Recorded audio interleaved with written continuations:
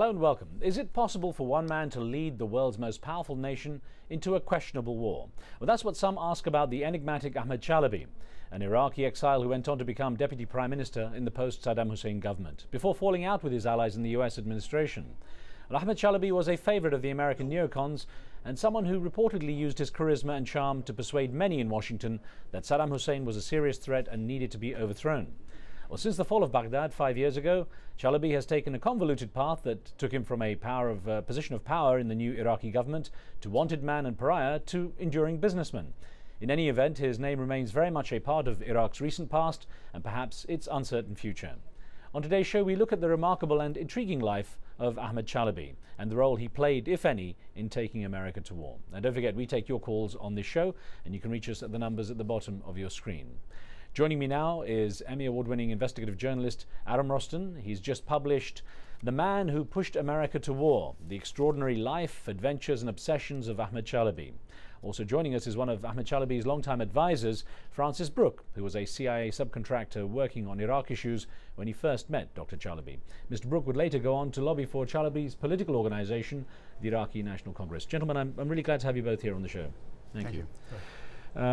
Aram, if I could start and ask about the title of your book. You use the words extraordinary, adventures and obsessions. They're all quite unusual for a book cover, really, when it comes down to, you know, describing someone on the front.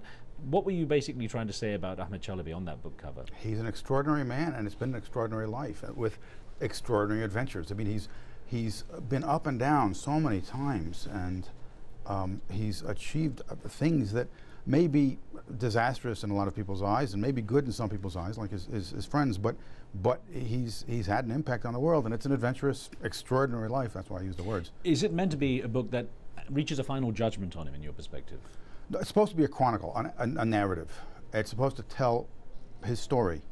It was difficult. He didn't want to cooperate, but he has. I mean, I spoke to large numbers of people who know him very well, and I used a lot of documentary research. And he's very enigmatic, as you mentioned there. So it's supposed to tell his story. You know, many of the neocons who supported the war are now blaming Chalabi for his faulty intelligence. And I want to play an excerpt of an interview we did with Ahmed Chalabi on this program in November 2006, soon after we launched, when I asked him whether or not he felt he was a scapegoat. And this is what he said. No one thinks here I'm a scapegoat for anything. In fact, I think people feel quite pleased with me here, because most Iraqis think that I had something to do with the overthrow of Saddam Hussein, and that was a great aim for all the people here. Of course, you know, your book title calls him the man who pushed America to war, and I wonder, it's a very strong assertion. Do you believe it's really possible that one person could have had so much influence on the US administration? He didn't decide that the Americans would go to war. He didn't send the Americans to war. He pushed the Americans to war. We could have said coaxed, cajoled, argued that the Americans should go to war, but he pushed very hard. And as you see when he talks, he claims a lot of credit for it, and he says other people in Iraq give him credit for it. And you say blame. Some say it's blame. Some say it's credit. I'll get on to some of the things you found out as you were chronicling the book, but Francis Brooke, I want to welcome you in as well, and thank you for joining us. Of course, you know Ahmed Chalabi very well, and when you look at the way his legacy seems to be shaping up, and people saying he gave faulty intelligence, that he fell out of grace, he's got a questionable track record. As someone who knows him closely, how do you defend him? Well, Dr. Chalabi and I and others who worked on this project over many years, we went into it with several goals, but among them were overthrowing Saddam Hussein's dictatorship, trying those in the regime who were responsible for war crimes and genocide and crimes against humanity, and establishing a democratic Iraqi government. And those were our goals at the beginning, and I think we can safely say that we are well along the road to establishing those goals now. Saddam Hussein is overthrown. Most of the top regime officials have been tried and executed. And Iraq is well on its way to establishing itself as an Arab democracy. So Dr. Chalabi's legacy, I think, is going to hinge on those larger historical factors. This is a war that the United States was involved in since 1990. It took us a long time to resolve it, but the Iraqi people were never at doubt that they were at war with us throughout that entire period, and the resolution of it has been less perfect than one would hope, but the goals with which Dr. Chalabi went into his task have been accomplished, and I think people will look at it that way. I think the clip that you showed demonstrates that he feels the same way about it, and I think the Iraqi people join him in that assessment. The goals you were stating there that you had when you went into it, obviously worthy goals and would sound great. How easy was it to win the ear of the U.S. administration at that time? Of course, you know, they had their issues with Saddam Hussein anyway, but in terms of getting Ahmed Chalabi up there in front of people, which, you know, you obviously helped to do, how easy was it to get them to say, you know, to get them to listen to him? Well, you have to remember that this is a long, arduous labor for Dr. Chalabi, who's been working on it a long time. He established a committee in 1990 which had on it many senators, among them Claiborne Pell, chairman of the Foreign Relations Committee. He worked on this in the United States for a long time before I knew him. And it was always in the interest of both the American people and the Iraqi people that Saddam Hussein be removed from power.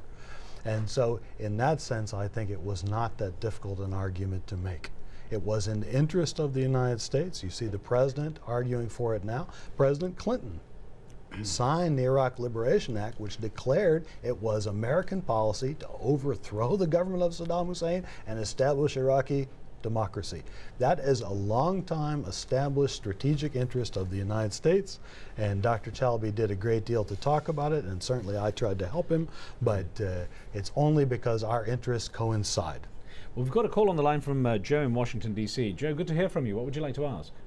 I'd like to ask, thank you very much for your program. Pleasure. I'd like to ask Mr. Brooks and the gentleman, the writer, one question. What has been the role of the Kurdistani parties in bringing down Saddam and Iraq and bringing democracy to Iraq? And one suggestion to Mr. Brooks, it's not an Arab democracy. We would appreciate if he includes Iraqi democracy, because the Kurds are trying much harder than anybody else to bring democracy to Iraq.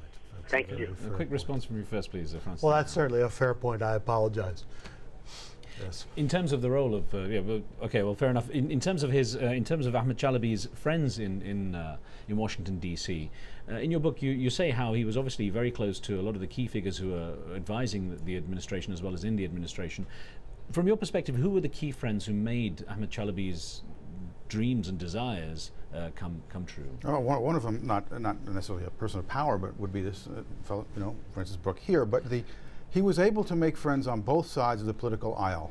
But in the end, the ones that had the most impact, who worked, who basically did what he wanted them to do, it was the hawkish part of the Republican Party, and as we know, the neoconservative groups, and the names are fairly well known now. You know, Richard Pearl, the Wormsers, Mr. Ledeen to a lesser degree, Mr. Wolfowitz, Mr. Feith. What was his appeal in your opinion, Aram? What was the charisma about him that really clicked with these guys? Well, he was incredibly intelligent, first of all. He knew everything, but not apparently in a pompous way. He didn't he would be able to know everything about you. He'd research, he would know your forebears and what your interests are. He was able to flatter people, and he was very warm and engaging. He remembered everything about you from the last time he would meet you.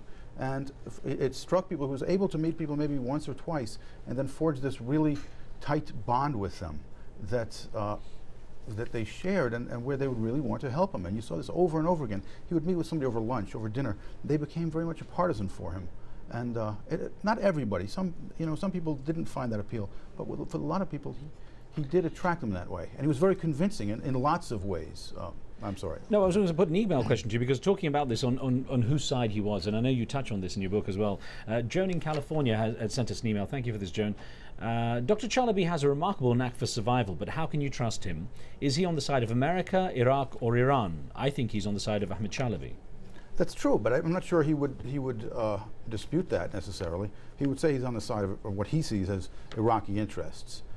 He's an Iraqi Arab, Shiite, and he's got certain loyalties that are consistent, but he's definitely on the side of Ahmed Chalabi. I don't think that's a big mystery. I'm not sure if Francis Brooke would even disagree with that. Before I actually get into the break, I do want to get a response from you, please, Francis Brooke, and put an email to you as well, because Dan Owen in Illinois, obviously Ahmed Chalabi has his likers and detractors. It says Ahmed Chalabi plain and simply was a pawn and a small one at that, providing yet another pretext for the war for profit in Iraq. The real question is, why would anyone think anything else? Reacting to that there was a motive of going into Iraq for profit from the U.S. Well, I'm not sure that's what the email is alleging, but Dr. Chalabi is a political actor. He is an Iraqi who was looking out for the best interest of his country, and he engaged with American political actors who are looking out for the best interest of their country, and they came together on this project. I'm going to get to some more questions in a moment. After the break, more of our discussion about Ahmed Chalabi and the war in Iraq. Don't go away. We'll be right back.